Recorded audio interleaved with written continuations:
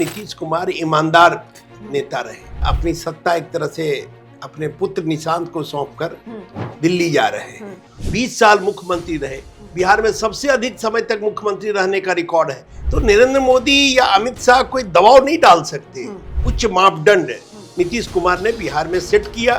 नीतीश कुमार बहुत ही चतुर और चालाक पॉलिटिशियन माने जाते हैं। केंद्र की जो सरकार है, नरेंद्र मोदी की सरकार है, वो नीतीश कुमार और चंद्रबाबू नायडू के सहयोग से चल रही है। एक ऐसा व्यक्ति जिसने बिहार को इतना बदला। नमस्कार, आप देख रहे हैं रणव, मैं हूं आपके साथ प्रियंका मिश्रा। बिहार में सियासी हलचल तेज है। नीतीश कुमार ने राज्यसभा जाने के लिए अपना नामांकन दाखिल कर दिया है। खुद गृह मंत्री अमित शाह पटना पहुंचे थे, जहां बैठकों का दौर चला। उसके बाद वो खुद नीतीश कुमार के साथ विधानसभा परिसर पहुंचे, जहां पे नामांकन दाखिल किया गया। वहां पे बीजेपी से नितिन नवीन भी मौजूद थे, जो बीजेपी के राष्ट्रीय अध्यक्ष भी हैं। उन्होंने भी अपना नामांकन दाखिल किया।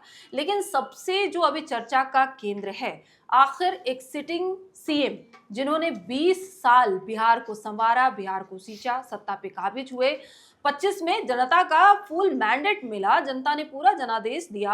आखिर 105 दिन में ऐसी क्या बातें हुई कि उन्हें मुख्यमंत्री का कुर्सी खाली करना पड़ा। आज इन सभी तमाम चीजों पर और बिहार की राजनीति को समझने के लिए, और ये माजरा क्या है, आखिर इसके पीछे का कारण क्या है, ये समझेंगे। हमारे साथ आज साथ मौजूद हैं वरिष्ठ पत्रकार और यूएनआई के स्टेट हेड हैं बिहार झारखंड के। सर, आपका बहुत बहुत स्वागत है। विनय सर है हमारे साथ और इनसे ही जानेंगे, क्योंकि बिहार की राजनीति को इनसे अच्छा कोई नहीं समझ सकता, क्योंकि बिहार की राजनीति को इन्होंने एज ए पत्रकार जिया है। चाहे वो कोई फेसेस हो, उनके उतार चढ़ाव को इन्होंने देखा है कि राजनीति कैसे बदलते हैं। तो आज का जो दौर बदल रहा है वो इनसे ही जानेंगे। सर देखिए, इतिहास अपने आप को दोहरा रहा है। ईसापुर चंद्रगुप्त मौर्य का राज था, जिन्होंने पूरे भारतवर्ष को एकजुट करने का काम किया।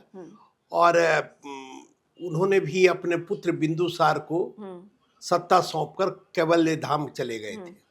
आज फिर वही घटना हो रही। नीतीश कुमार अपनी सत्ता एक तरह से अपने पुत्र निशांत को सौंपकर दिल्ली जा रहे हैं।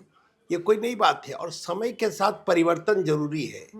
परिवर्तन इस संसार का एक नियम है, और जो समय के साथ अपने को नहीं बदलता है तो वो खत्म हो जाता है, समाप्त हो जाता है। अब दुनिया में एक समय डायनासोर से बड़ा कोई जीव नहीं था, लेकिन विलुप्त हो गया, क्योंकि वो डार्विन का जो सिद्धांत है, survival of the fittest, struggle for existence, तो वो आपको करना पड़ेगा। नीतीश कुमार बहुत ही चतुर और चालाक पॉलिटिशियन माने जाते हैं। सोशल इंजीनियरिंग जानते हैं नीतीश कुमार, और वो समझ रहे थे कि ये सबसे अच्छी परिस्थिति है। और उनके मन में कहीं न कहीं ये भाव शुरू से रहा कि हम चारों सदन का सदस्य बने। अक्सर हम लोगों से बातचीत में वो कहते थे कि हमारी इच्छा है राज्यसभा जाने की, चूंकि हम लोकसभा के सदस्य रह गए, विधानसभा के सदस्य रह गए, विधान परिषद के, और उनके तमाम मित्र चारों सदन के सदस्य रह चुके थे। जैसे नागमणि जी चारों सदन के सदस्य रहे, लालू प्रसाद यादव चारों सदन के सदस्य रहे, रामकृपाल यादव चारों सदन के सदस्य रहे, सुशील मोदी चारों सदन के सदस्य रहे। तो उनकी भी इच्छा थी। चारों सदन का मतलब है लोकसभा, राज्यसभा, विधानसभा और विधान परिषद। झारखंड में भी सरफराज अहमद चारों सदन के सदस्य हैं। तो इन लोगों को सौभाग्य मिला कि देश की जो लोकतांत्रिक व्यवस्था है उसमें चारों सदन। तो नीतीश जी की ये बड़ी इच्छा थी कि हम जाएं, और मुझे लगता है कि ये बड़ा उपयुक्त समय है, क्योंकि निर्णय उनको लेना था। नीतीश कुमार कोई निर्णय किसी दबाव में नहीं ले सकते। नीतीश कुमार के टेम्परामेंट को हम लोग जानते हैं कि कोई प्रेशर देके उनसे कोई काम नहीं करा सकता है। और अभी केंद्र की जो सरकार है, नरेंद्र मोदी की सरकार है, वो नीतीश कुमार और चंद्रबाबू नायडू के सहयोग से चल रही है। पूर्ण बहुमत की सरकार नहीं ही नरेंद्र मोदी की। तो नरेंद्र मोदी या अमित शाह कोई दबाव नहीं डाल सकते। और नीतीश कुमार ने अपनी इच्छा से, और अब उनके पुत्र, क्योंकि जनता दल जो जनता दल परिवार है, जनता दल के तमाम लोग हैं, उनकी भी इच्छा थी कि निशांत राजनीति में आवे, क्योंकि निशांत जब राजनीति में आएंगे तो पार्टी एकजुट रहेगी। और मुझे लगता है कि बड़ी जिम्मेदारी निशांत को मिलेगी, पार्टी के स्तर पर भी मिलेगी और सरकार में भी मिलेगी। निशांत एक पढ़े लिखे सुयोग्य व्यक्ति हैं, इंजीनियरिंग यही बीआईटी मेसरा से इंजीनियरिंग उन्होंने किया है और बहुत ही अपने पिता के पद चिन्हों पर चलने वाले व्यक्ति हैं। तो पहले भी अगर आप देखेंगे सीपीएम के बड़े नेता हुआ करते थे ज्योति बसु, लंबे समय तक मुख्यमंत्री रहे बंगाल के, लेकिन उन्होंने भी अपने शारीरिक कारणों से मुख्यमंत्री का पद छोड़ा। अब बुद्धदेव भट्टाचार्य मुख्यमंत्री बने। तो एक चूंकि मुख्यमंत्री का जो दायित्व है एक बड़ा दायित्व है और इस दायित्व का निर्वाह करने में 16 घंटा 17 घंटा लोगों को काम करना पड़ता है। नीतीश जी की जो उम्र है 75 पार हो गए हैं। अब इस उम्र में उतना खटने की क्षमता होनी चाहिए, शारीरिक रूप से बहुत सक्षम होना चाहिए। तो मुझे लगता है इन चीजों का आकलन करके, अब जैसे देखिए ना, अभी जब नीतीश जी जा रहे हैं तो तमाम लोग पूछ रहे हैं कि क्यों जा रहे हैं। क्रिकेट के एक महान खिलाड़ी हैं सुनील गावस्कर, उनका भी ये मानना था कि तब आप छोड़िए जब लोग कहे कि क्यों आपने छोड़ दिया, क्यों आपने संन्यास ले लिया, तब मत छोड़िए जब लोग आपको टीम से निकाल दें, टीम से बाहर कर दें। और तब चूंकि खिलाड़ियों का भी एक उम्र है, उस उम्र के बाद वो उनका शरीर काम नहीं करता है, चाहे वो सचिन तेंदुलकर हो चाहे सुनील गावस्कर हो। तो नेताओं के साथ भी ये लागू होता है कि एक उम्र के बाद उनका शरीर काम नहीं करने लगता है, मन मस्तिष्क काम नहीं करने लगता है। और एक जो सेट करना चाहिए था उच्च मापदंड, नीतीश कुमार ने बिहार में सेट किया। अब आने वाली पीढ़ी उनके कामों का मूल्यांकन करेगा और कुछ समय के बाद जब मूल्यांकन होगा तो लगेगा कि भाई एक ऐसा व्यक्ति जिसने बिहार को इतना बदला, बिहार के तस्वीर को बदल दिया, बिहार की तकदीर को बदल दिया, बिहारी कहने पर आज गौरव महसूस होता है लोगों को। ये नीतीश कुमार की बड़ी उपलब्धि रही। महिलाओं का जिस तरह से उन्होंने विकास किया, महिलाओं को जिस तरह से शिक्षा के क्षेत्र में उन्होंने लाया, बच्ची स्कूली लड़कियों को साइकिल देने का काम किया, बिहार के गांव का परिदृश्य बदला, 50% महिलाओं को पंचायती राज में आरक्षण, आपको सबसे ज़्यादा पुलिस बल महिला 35% बिहार में है, देश में सबसे ज़्यादा महिला पुलिस की संख्या बिहार में है।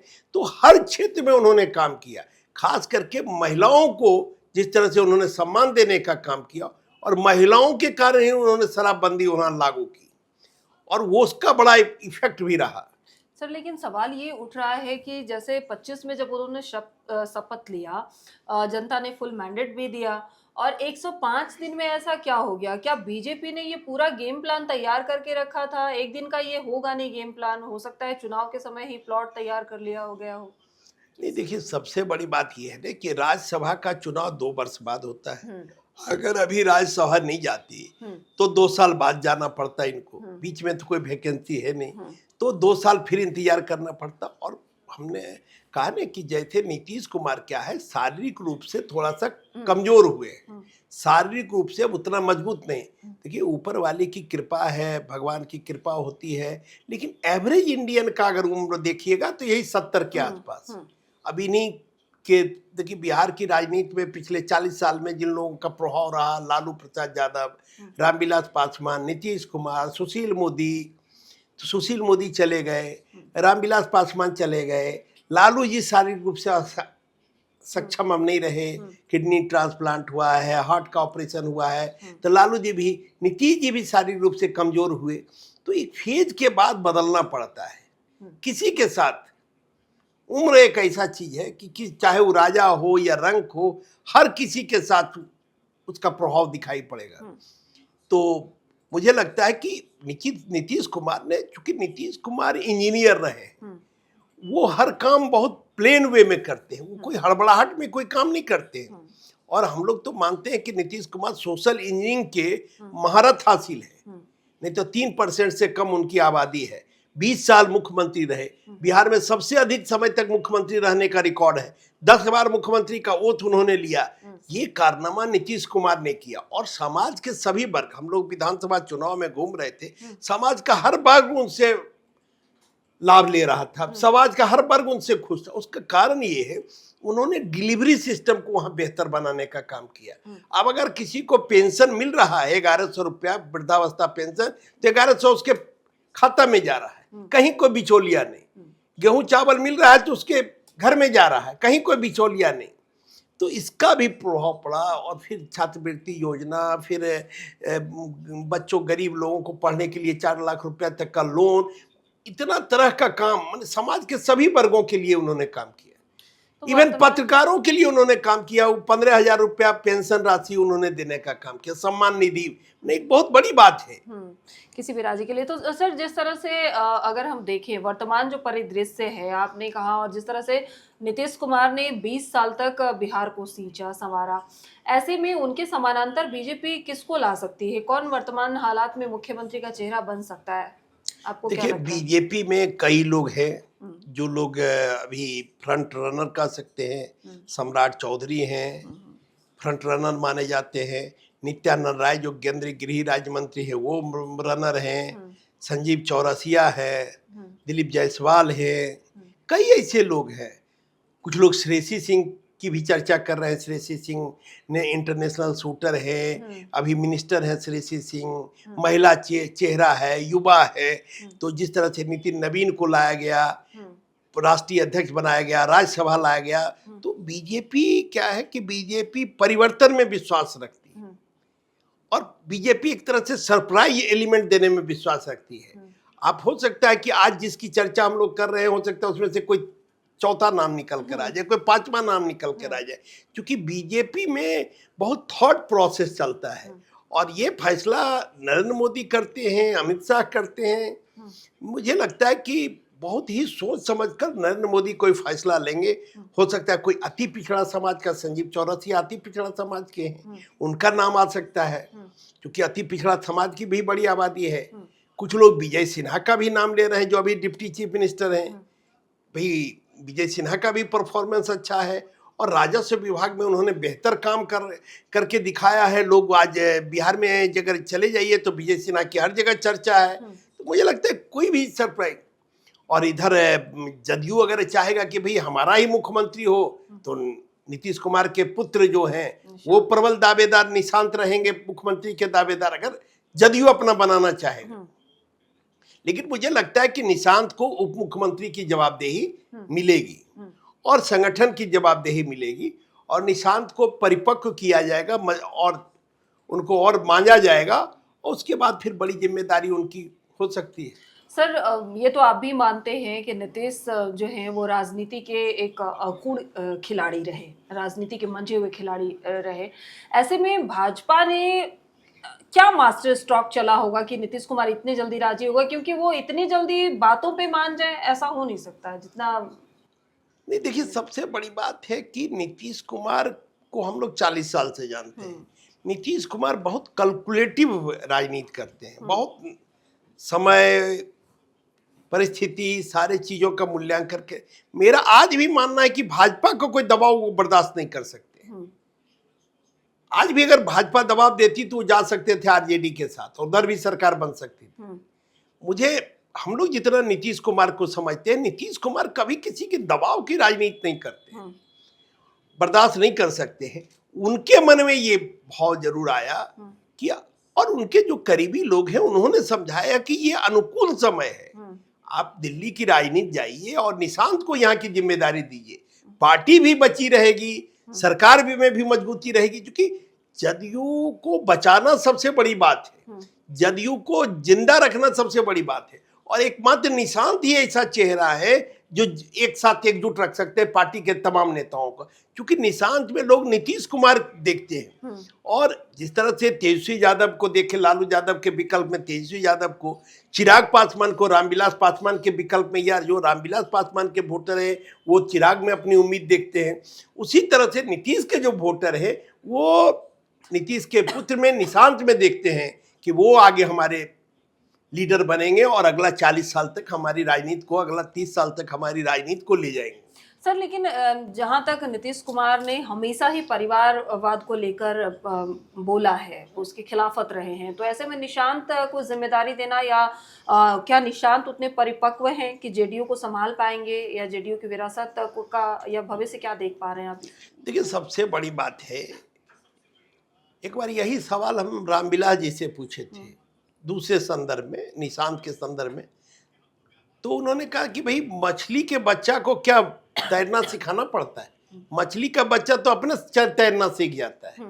तो उनका कहने का मतलब था पॉलिटिशियन का बच्चा अगर कोई है तो उसके घर में दिन रात राजनीति होती है, तो वो राजनीति खुद सीख जाता है। तो निशांत तो लंबे समय से राजनीति देख रहे हैं। नीतीश कुमार 1985 से वो है, और निशांत मुझे लगता है 1980 के आसपास उनकी पैदाइश है। तो उस समय से, बचपन से जब उन्होंने होश संभाला, तब से अपने घर में राजनीति उन्होंने देखा। निशांत की माँ भी शिक्षिका थी, एक संस्कार देने का काम उनकी माँ ने किया। तो मुझे लगता है कि निशांत बहुत ही योग्य और सुयोग्य व्यक्ति हैं, और जो बिहार की राजनीति का अभी ट्रांजिशन फेज है, जिसमें नितिन नवीन आ रहे हैं, जिसमें चिराग पासवान है, जिसमें तेजस्वी यादव है, उसमें निशांत भी आगे रहेंगे, कन्हैया कुमार कांग्रेस से हैं, तो जो नया चेहरा दिखाई पड़ रहा है, श्रेयसी सिंह आ रहे हैं जदयू से, तो ये जो नए चेहरे हैं, हम इनको आगे की राजनीति करनी है। आगे आने वाले ऋतुराज सिन्हा हैं, कई लोग हैं, ऋतुराज है, तो और भी कई लोग हैं। तो मुझे लगता है कि हर लोग के, चाहे आज देखिए आनंद मोहन के बेटे भी आ रहे हैं, अरुण कुमार एक्स MP जहानाबाद, उनके बेटे भी राजनीति में और MLA बने हैं। तो मुझे लगता है कि आने वाला जो समय है, इन युवाओं का समय है। जेडीयू में लेकिन इसका विरोध हो रहा है सर, जेडीयू कार्यकर्ता परेशान है, उनका कहना है कि हमने तो नीतीश को चुना था। ऐसे में जेडीयू का भविष्य क्या देख रहे हैं, गुस्से में हैं लोग? तो देखिए, आज हमारी बात हो रही थी जेडीयू के एक पुराने कार्यकर्ता, समता पार्टी के स्थापना काल से एक कार्यकर्ता है, इंजीनियर शंभू शरण, उनसे हमारी बात हो रही थी। उनका मानना था, शुरू से नीतीश कुमार के साथ रहे, आज भी प्रदेश कार्य समिति के सदस्य हैं जदयू के। उनका मानना था कि भाई नीतीश कुमार जो फैसला लेते हैं, वो अब तक उन्होंने जितना फैसला लिया सब सही फैसला लिया। उनका मानना था कि हम लोग दुखी हैं कि नीतीश कुमार जा रहे हैं, लेकिन उनका ये भी कहना था कि हो सकता है कि नीतीश कुमार बिहार के हित में, दल के हित में एक इस तरह का उन्होंने फैसला लिया जो भविष्य में पता चलेगा कि इसका कितना लाभ पार्टी को मिलेगा, कितना लाभ बिहार को मिलेगा। हम लोग दुखी हैं वो जा रहे हैं, उनको रहना चाहिए, लेकिन उनके फैसले पर हम लोग कोई उंगली नहीं उठा सकते हैं, क्योंकि हम लोग सदैव मैंने समता पार्टी के कार्यकाल से आज तक हम लोग नीतीश कुमार के साथ रहे हैं, हम उनको नेता मानते रहे हैं, और भविष्य में भी वो हमारे नेता रहेंगे। तो उनके फैसले पर, उनके निर्णय पर हम नुक्ताचीनी नहीं कर सकते। जो पुराने कार्यकर्ता, समता पार्टी के समय के जो कार्यकर्ता है, उनका ये मानना रहा है। सर, आपने भी पत्रकारिता बिहार में की, दशकों तक आप रहे, नीतीश कुमार को बहुत करीब से जाना, उनके पूरे राजनीतिक सफर को जाना। नीतीश की बिहार में एंट्री कैसी हुई, ये इस वक्त मुझे लगता है कि दर्शकों को एक बार फिर से जानना चाहिए, क्योंकि तमाम तरह के जो उनके सवाल जहन में उठ रहे हैं, उसको लेकर बताइए कि किस तरह से उन्होंने, क्योंकि दशकों तक उन्होंने संवारा भी बिहार को, और आपने उनके स्टार्टिंग करियर से राजनीतिक सफर को देखा है। देखिए, नीतीश जी का शुरुआती पीरियड बड़ा संघर्षपूर्ण रहा। जेपी मूवमेंट में रहे नीतीश कुमार, लेकिन 77 का चुनाव हार गए, 1977 का विधानसभा चुनाव, 1980 का विधानसभा चुनाव हार गए। 85 में उन्होंने अपनी पत्नी से पैसा लिया उधार, पैसा दो, और अगर अब इस बार नहीं चुनाव जीतेंगे तो फिर हम नहीं चुनाव लड़ेंगे। 85 में पहली बार वो MLA बनते हैं। MLA बनने के दौरान हरनौत में जब घूम रहे थे, तो वहाँ के जो इनके मतदाता, इनके चाहने वाले लोगों ने कहा कि आप अब यहाँ मत घूमिए, आप पूरा देश घूमिए, आपको बड़ा नेता बनना, यहाँ से तो हम लोग जीता के भेजेंगे ही। नीतीश कुमार को जीता के भेजा गया, पहली बार विधायक बने। फिर 89 में उन्होंने राम लखन सिंह यादव को बाढ़ से हराया, MP बने। फिर 91 में MP बने। उसके बाद उनको लालू प्रसाद यादव से तफरका हुआ। 90 में उन्होंने लालू प्रसाद यादव को, उसके पहले लालू प्रसाद यादव, कर्पूरी ठाकुर के निधन के बाद नीतीश कुमार को ने मिलकर, नीतीश कुमार और उनका टीम मिलकर लालू यादव को विपक्ष का नेता बनाया। विपक्ष का नेता बनाने के बाद फिर मुख्यमंत्री 90 में लालू जी को उन्होंने बनाया। लेकिन बाद में तफरका हुआ, और जब 94 में समता पार्टी, 93-94 में समता पार्टी का गठन हुआ। उस गठन के बाद 95 का पहला विधानसभा चुनाव लड़े, पूरी तरह नीतीश कुमार हार गए। लेकिन उस चुनाव में भी नीतीश कुमार हरनौत से MLA का चुनाव लड़े, और एक दिन भी प्रचार करने नहीं गए। बिहार के इतिहास में दूसरी घटना है। पहली घटना सिक्किम सिंह जो पहला मुख्यमंत्री थे, वो उनके समय था, वो अपने क्षेत्र में प्रचार करने नहीं जाते थे विधानसभा चुनाव के दौरान। और फिर नीतीश कुमार ही दूसरे व्यक्ति थे जो पूरे चुनाव में प्रचार करने हरनौत नहीं गए, और तब वहां की जनता ने उनको जीता। हालांकि उस समय उनकी पार्टी केवल 7 सीट जीत पाई थी, लेकिन फिर जॉर्ज फर्नांडिस थोड़ा निराश हुए, नीतीश कुमार पार्लियामेंट से भी इस्तीफा दे दिए, विधानसभा, लेकिन वहाँ लोकसभा में उनकी सदस्यता को बरकरार रखा गया, वापस कर दिया गया, भाई क्यों आप मने। और फिर जॉर्ज फर्नांडिस, दिग्विजय सिंह, तमाम लोगों ने इनको घुमाना शुरू किया। फिर समता पार्टी और बीजेपी का गठबंधन बना 96 में, लोकसभा चुनाव फिर जीते, 98 में फिर लोकसभा का चुनाव जीते, और 98 में रेल मंत्री बने नीतीश कुमार। और फिर 99 का समय आया, 99 में फिर केंद्र में मंत्री बने, और 2000 में ये पहली बार मुख्यमंत्री बने, 7 दिन के लिए मुख्यमंत्री बने। ये बहुमत सिद्ध नहीं कर, उस समय अटल जी की सरकार थी और अटल जी चाहते थे पहले रामविलास पासवान को, लेकिन रामविलास पासवान आना नहीं चाहते थे बिहार, उन्होंने मना कर दिया कि हम नहीं। पहला चॉइस अटल जी का था कि रामविलास जी जाए बिहार। फिर नीतीश जी पर जिम्मेदारी सौंपी गई, नीतीश जी आए, 7 दिन के लिए मुख्यमंत्री बने, और वो दौर अद्भुत दौर था। मुझे लगता है कि उस समय नीतीश जी जब 7 दिन के लिए मुख्यमंत्री बने तो उन्होंने एक दिन मुझसे कहा कि विनय जी, हम चाहते हैं कि 7 दिन का वेतन निकाल लें, क्योंकि ये रिकॉर्ड में रहेगा कि हम 7 दिन मुख्यमंत्री रहे, वेतन ले लें। और पार्लियामेंट को उन्होंने लिख कर दे दिया। फिर उनको लगता था कहीं मुख्यमंत्री बने नहीं बने, ये स्थिति थी 2000 में कि बने नहीं बने। और 7 दिन का उन्होंने वेतन है जो मुख्यमंत्री निकाला, और पार्लियामेंट में उस दौरान हटा कह दिया कि ये 7 दिन का हमको वेतन वहाँ नहीं लेंगे, क्योंकि दोनों जगह से आप वेतन नहीं ले सकते हैं। और मुख्यमंत्री के रूप में उन्होंने वेतन लिया। और फिर 2005 का जब चुनाव आया, फरवरी के चुनाव में नीतीश कुमार को पूर्ण बहुमत नहीं मिली, लालू प्रसाद यादव भी 100 से अधिक सीटें जीतने में कामयाब हो गए, और रामविलास पासवान भी 29 सीट, लेकिन वो बात नहीं बनी, गठबंधन नहीं बन पाया, और फिर राष्ट्रपति शासन लगा। और 2005 के नवंबर में जो चुनाव हुआ, अक्टूबर नवंबर में, उसमें पूर्ण बहुमत के साथ नीतीश आए। फिर 2010 में तो अभूतपूर्व बहुमत, 200 से ज्यादा सीटें नीतीश कुमार को। फिर 14 में 13 में उनका तफरका हुआ नरेंद्र मोदी के इशू पर। वो चाहते थे अडवाणी नेता बने, नरेंद्र मोदी से सहमत नहीं थे, अलग हो गए नीतीश कुमार, और फिर चले गए वो लालू यादव के साथ, और 15 का विधानसभा चुनाव लड़े, उसमें फिर बहुमत मिला।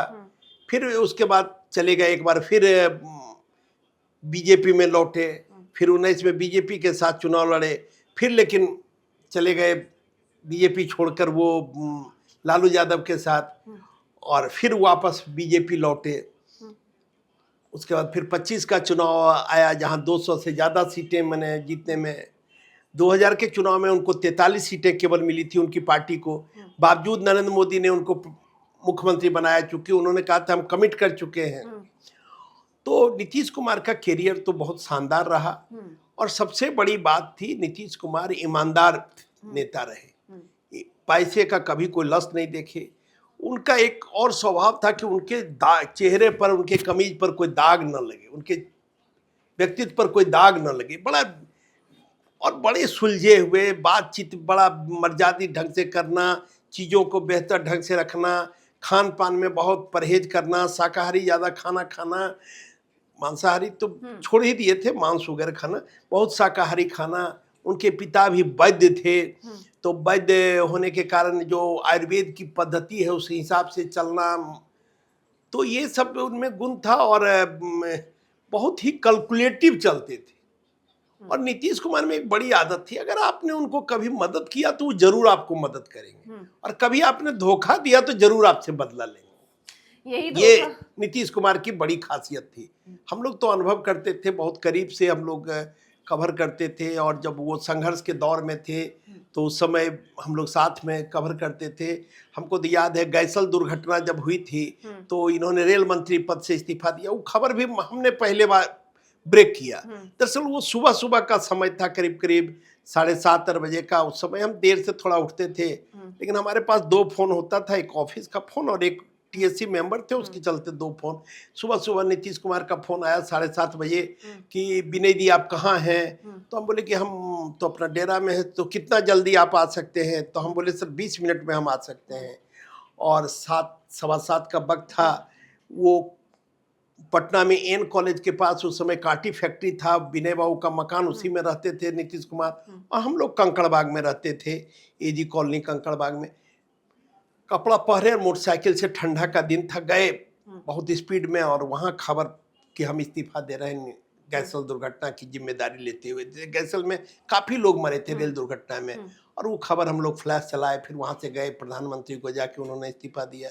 इसी तरह से कृषि मंत्री पद से जब उन्होंने इस्तीफा दिया, वो भी खबर संयोग से मुझे सबसे पहले चलाने का मौका मिला। उन्होंने दिल्ली से फ़ोन किया कि विनय दी हम आ रहे हैं, एयरपोर्ट पर आइए। एयरपोर्ट पर हम लोग गए, और जब उस समय क्या था कि इतना सिक्योरिटी नहीं रहता था, जो प्लेन जहाँ तक लैंड करता तो वहाँ तक हम लोग चले जाते थे, और वहाँ तक जब चले जाते थे तो वहाँ उतरते हम पूछे क्या खबर है, तो बोले कृषि मंत्री पद से इस्तीफा दे रहे हैं। फिर वहीं से हम लोग खबर लिखाए अपने एजेंसी से, और वो खबर फ्लैश हुई। तो और जब पहली बार भी 7 दिन के लिए मुख्यमंत्री बने थे, तो वो खबर भी हम सबसे पहले ब्रेक किए थे देश भर में। हम लोग यूएनआई में थे, तो जो जैसे राज्यपाल ने उनको निमंत्रण दिया सरकार बनाने का, रामविलास पासवान भी साथ में गए थे, उन्होंने हमको फ़ोन किया। उस समय मोबाइल आ गया था 2000 में, तो रामविलास जी ने मोबाइल पर फ़ोन किया कि सरकार बनाने का आमंत्रण मिल गया। मैंने राजभवन से एकदम ऑथेंटिक, और वो खबर हम लोग पहली बार उसको चलाए, और हमारी खबर यूएनआई का मशीन उस समय लालू जी के, मैंने राबड़ी देवी भी मुख्यमंत्री थी, तो उनके डेरा में हम लोगों का यूएनआई का मशीन रहता था। राबड़ी देवी और लालू यादव हम लोगों की खबर से जाने की मैंने नीतीश को आमंत्रण दे दिया, क्योंकि उस समय नीतीश के पास पूर्ण बहुमत नहीं था, 135 के आसपास विधायक था, तो इसलिए पूर्ण बहुमत नहीं था, बावजूद उनको सरकार बनाने की। और सबसे बड़ी बात, एक दिलचस्प बात आपको हम बतावें, जब 2000 में 7 दिन के लिए तो पहली बार बनाने का शिबू सोरेन को भी श्रेय, दिशों गुरु शिबू सोरेन भी ने उनको सहयोग किया था, और उस मंत्रिमंडल में स्टीफन मरांडी मंत्री थे। 3 लोग मंत्री का ओथ लिए थे, स्टीफन मरांडी, पशुपति कुमार पारस और सुशील मोदी।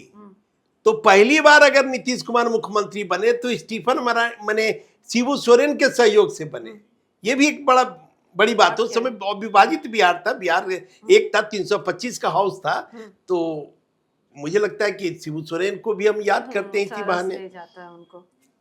सर, तो जिस तरह से बिहार के पूरे परिदृश्य को आपने बताया, आपने ये भी बताया कि वो इतने मंझे हुए खिलाड़ी हैं, तो बहुत सोच समझ के उन्होंने फैसला लिया होगा।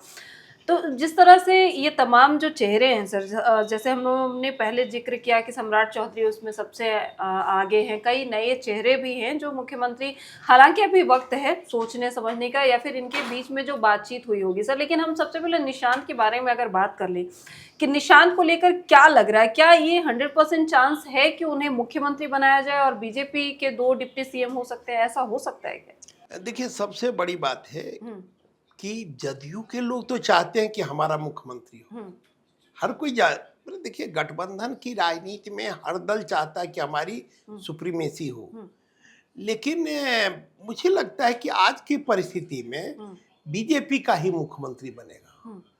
और ये एक तरह से कहिए, देखिए भाग्य कहिए कि नितिन नवीन को ये क्रेडिट जाएगा। नितिन नवीन अभी भाजपा के राष्ट्रीय अध्यक्ष है, और भाजपा के राष्ट्रीय अध्यक्ष बनने के बाद पहली बार हो सकता है बिहार में बीजेपी का अपना मुख्यमंत्री। उत्तर भारत के सभी राज्यों में बीजेपी का मुख्यमंत्री बन चुका है, एक्सेप्ट बिहार।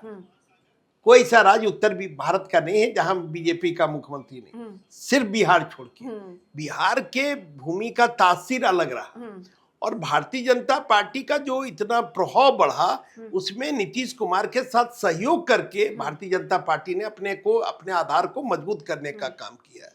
हम लोग तो भारतीय जनता पार्टी को शुरू से देख रहे हैं, और आज भी जो इतनी सीटें भारतीय जनता पार्टी जीतने में कामयाब रही, उसमें नीतीश कुमार की बड़ी भूमिका रही, क्योंकि नीतीश कुमार का छवि बड़ा बेदाग रहा, उसका फायदा मिला। और फिर इस चुनाव में तो चिराग पासवान भी साथ आ गए थे, तो चिराग पासवान के आने से ताकत बढ़ गई। पिछले चुनाव में चिराग पासवान अलग थे तो ताकत घट गई थी।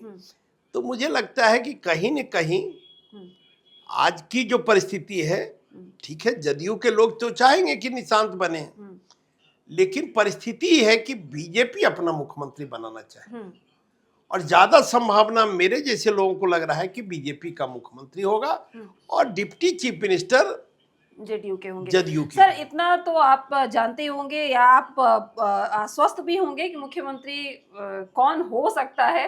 हालांकि कैमरे के सामने इतना जल्दी श्योर करना शायद जल्दबाजी होगी, लेकिन फिर भी जो जिस तरह सम्राट चौधरी को लेकर जो बातें हो रही है सर कि वो दूसरी पार्टी से आए या फिर मतलब कभी कभी वो बड़बोलेपन में निकल जाते हैं, तो ऐसे में बीजेपी उन पे दाव नहीं खेलना चाहेगी। तो इनमें नित्यानंद राय जो है उनके नाम की चर्चा जोरों से है कि यादवों को साधने के लिए नित्यानंद राय को बना सकती है बीजेपी। देखिए सही बात है, लेकिन बीजेपी के लिए क्या है कि अब हेमंत बिस्व शर्मा कांग्रेस से गए मुख्यमंत्री हैं, ऐसी कोई बात नहीं है। जब आप पार्टी में चले जा रहे हैं, पार्टी के लिए काम कर रहे हैं, और ये जो नीतीश कुमार जो बना, उन्होंने समता पार्टी का गठन किया, ये था कोरी कुर्मी धानु जिसका एक गठबंधन था, और इन 3 जातियों का बेस वोट था।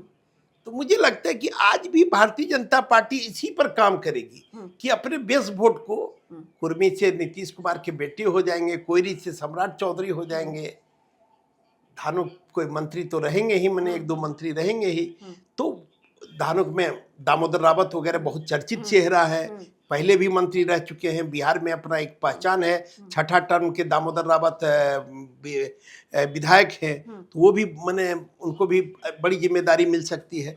तो मुझे लगता है कि कहीं न कहीं अभी जो समीकरण बैठ रहा है उसमें, हालांकि अगर आप हार्डकोर बीजेपी की कहिएगा तो निश्चित रूप से नित्यानंद राय हार्डकोर बीजेपी हैं।